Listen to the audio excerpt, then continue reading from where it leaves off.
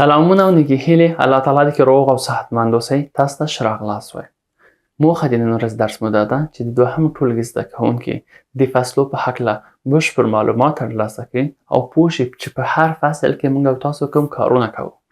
قدرمن ښوونکو، څرنګه چې تاسو پوهیږئ دا ډېر سخته ده چې په یو جلسې کې دغه ټول فعالیتونه زده کوونکي زده کړي. ښه ده نور چې 2 یا څو لوستو کې دغه درس تاسو تدریس کړي. د دغه لپاره موږ 2 ویډیو چمتو کړي دي. اوس د دې لپاره چې موږ زده کوونکو څخه عنوان واخلو او هغوی د درس علاقمند شي، ښه ده چې موږ او تاسو هغوی څخه ځینې ساده پوښتنې وکړو تر څو هغوی پوهاوی هم موږ ته معلوم شي او په دغه شکل هغوی د درس هم علاقمند کېږي.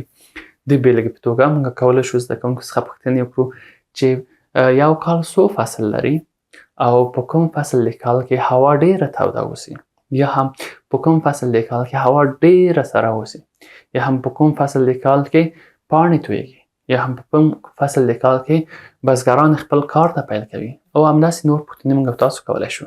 که چېرته زده کوونکو ځواب راکوي موږ پوښتنو ته ډېر ښه تشویقوي، او که چېرته یې نشو راکولی هغوی ته ځواب ورکولو کې مرسته کوو او هغوی ته ډاډ ورکوو چې تر آخر د دغه درسه پورې هغوی به خپله وکولی شي د دغو سوالونو ځواب پیدا کړي. په دغه توګه هغوی د درس علاقمند کېږي. قدرمن ښوونکو، اوس د دغه لپاره چې زده کوونکي د هر فصل یا د 4 فصلو فعالیتو په هکله بشپړ معلومات ترلاسه کړي، ښه ده چې موږ او تاسو هغوی ته 4 انځورونه ښکاره کړو یا چمتو کړو. په دغه 4 انځورو کې په هر انځور کې د یو فصل هغه اړین فعالیتونه دي هغه ورته ترسیم کړو یا ورښکاره کړو او زده کوونکو څخه هیله وکړو چې هغه تصویر کې ګوري هغه موږ ته تشریح کړي.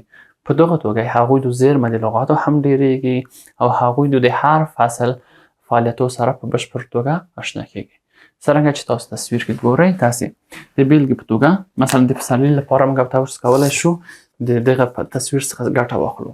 دا تصویر یو زده کوونکی چې نوم یې احمد ده هغه ته ښکاره کوو او ورته وایي چې دغه په تصویر کې څه شی ګوري. زده کوونکی شاید موږ ته وایي چې موږ دلته یو بابا یا سپین ږیری کس ګورو چې هغه څه کوي، بیل وکړي. بیا ورته وایي شاباس، آفرین. دغه کس ته موږ معمولا بزګر وایو. موږ ښه ده چې ورسره لږ زره مرسته وکړو او بیا ورته وایي څه ګورئ، بیا ورته وایي دلته مرغیګانې دي چې دوی څه کوي، خپل په ځالې باندې کیني. ورته وایي آفرین. په دغه وخت کې اکثره مرغیګانې د نورو ځایونه زموږ هیواد ته راځي ځکه پسرلی شوی او د مرغیګانو پسرلی خوښیږي. همداسې ادامه ورکوو چې دغلته د کسان نور څه کوي، هغوی د موږ ته وایي دوی رو میله کوي. بیا ورته وایي آفرین. پسرلي کې معمولا خلک شنه ځایو ته ځي او میله کوي. بیا همداسې ادامه ورکوو. کله چې دا زده کوونکی خلاص شو، بل زده کوونکی چې محمود ده هغه څخه هیله کوو چې راشه تختې په سر او دغه بل فصل چې ده د اوري په هکله موږ تاسو ته څه وکړي معلومات راکړي چې په دغه انځور کې هغوی دوی څه شی ګوري. محمود یا موږ زده کوونکی معمولا شاید موږ ته وایي استاد دلته ډېر مار ده، ډېر اول غټ شی چې ګورو مار ده. ورته وایم آفرین. په دغه فصل کې یا موسم کې هوا ډېره څه اوسي، توده اوسي. بیا شاید دلته وایي چې دغلته زه ګورم چې یو نجلۍ ده چې د ونو څخه څه اخلي، میوې اخلي. بیا ورته وایم شاباس. په دغه وخت کې اکثرو ځایو کې دا میوې چې دي پخیږي او خلک میوې د ونو څخه ټولوي یا ځان ته یې اخلي. همداسې بیا بل زده کوونکو څخه هیله کوو چې مثلا سلیم د هغه ته وایي راشه او دغه انځور کې چې ګوري د مینې په هکله هغه موږ ته تشریح کړي. کله چې هغه د تصویر ګوري حتما به موږ ته داسې معلومات راکړي. شاید وایي چې زه دلته ګورم چې یو ښځه ده چې پاڼې ټولوي. بیا موږ ورته وایي آفرین. په مني کې معمولا پاڼې ولیږي او خلک پاڼې ټولوي. یا هم دلته دا بل کس چې ده د دوهم کس هغه شاید وګوري ورته وایي چې دا شاته خپل لرګي انتقالوي. بیا ورته وایم آفرین. په مني کې اکثرا خلک لرګي انتقالوي د خپل ژمي لپاره او یا هم همداسې نور شیان شاید اوسي، مثلا چې وایي پاڼې زیرې دي یا پاڼې سرې دي. بیا ورته موږ او تاسو لږ وضاحت ورکوو. او د آخرین فصل لپاره بل زده کوونکی یا آخري زده کوونکی تختې په سر غواړو او هغوی ته د انځور ښکاره کوو. ورته وایي دغه انځور کې تاسو څه ګورئ. هغوی دوی شاید وایي اولین شی چې زه ګورم استاد ډېره واوره ده. بیا ورته وایي شاباس. دغه د واورې فصل یا موسم ده. بیا ورته وایي دلته څه ګوري، وایي خلک واورې توږي. بیا ورته وایي شاباس، آفرین. نور څه ګورئ؟ نور به وایي دلته خلک ماشومان د واورو څخه یو سرای یا یو مجسمه جوړوي. ورته وایي آفرین. دغه فصل چې دا اکثره ماشومان واورو باندې څه کوي، ساتیري یا سرګرمي د ماشومانو واورېده او دلته دا نور ماشومان د واورو څخه توپونه جوړوي او بل وهي. بیا ماشومانو ته وایي بل شی مهمه تاسو ګورئ. هغوی شاید وایي چې استاد د دغو کالي لږ څه توپیر لري نور انځور سره. بیا ورته وایي آفرین په دغه فصل کې یا دغه موسم کې هوا ډیره سړه اوسي او خلک چې دا ګرم کالي اغوندي تر څو مریض نشي. په دغه توګه زده کوونکي هغه عمده فعالیتونه یا مشخصات د هر فصل بلدیږي. قدرمن ښوونکو، پس له دې چې زده کوونکو د هر فصل په هکله پوه شول چې موږ هر فصل کې کوم فعالیتونه ترسره کوو، اوس یې وخت دی چې هغوی ته د کتاب متن ولولو. ولې؟ ځکه هغوی د اساس او هغوی د انګیزه پیدا شوې ده.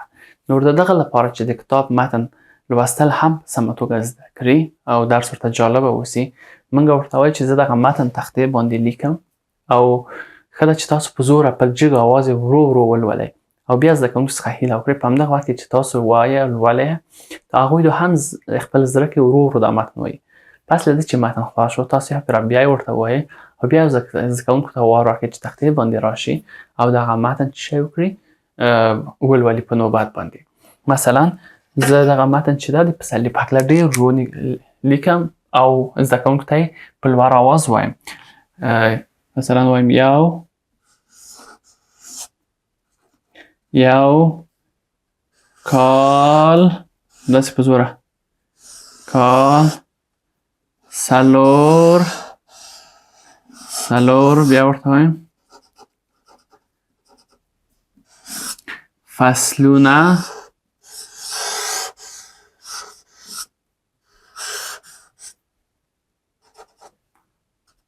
لارې.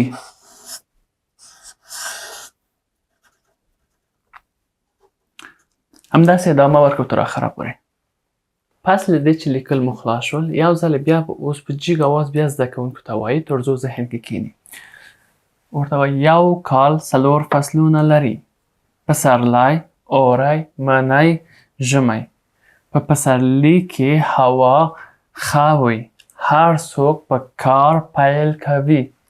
په دوبي کې هوا توده وي، په مني کې هوا معتدله وي، په ژمي کې هوا ډیره سړه او په زیاترو ځایونو کې واوره اوري. پس له دې چې موږ لوستل خلاص شو، اوس زده کوونکو ته شانس ورکوو چې راشي سره هم چې موږ ویلې هماسې ویلې. که چېرته یې ستونزه درلودله ډېر په مهرباني تاسو ورسره مرسته وکړئ. قدرمن ښوونکو، د کورنۍ دندې لپاره ښه ده چې موږ او تاسو هغه انځورو څخه ګټه واخلو چې موږ په دوهم فعالیت کې، یعنې موږ د هر فصل په هکله کله چې زده کوونکو ته معلومات ورکړو چې موږ هر فصل کې څه کوو، هغو څخه استفاده وکړو. هغه انځورونه ښه ده چې موږ او تاسو په تور او سپین شکل پرینټ کړو او بیا زده کوونکو ته یې ورکړو چې هغوی د خپل کور کې دا څه شی کړي، دا رنګامیزي کړي. نور ښه والی د دې کار دا ده چې هغه ټول درسونه هم زده کوونکو ته تکراریږي او زده کوونکو ته دا یو نوع سرګرمي هم ده. د دې لپاره چې تاسو کار اسانه شي، تاسو کولی شئ دغه ټول پی ډي افونه یا دغه ټول انځورونه د پی ډي اف په شکل زموږ ویب سایټ، زموږ یوټیوب او فیسبوک څخه ډاونلوډ کړئ. تاسو ته ښه چارې غواړم. تاسو په لویه لاس سپارم. ښه وخت ولرئ.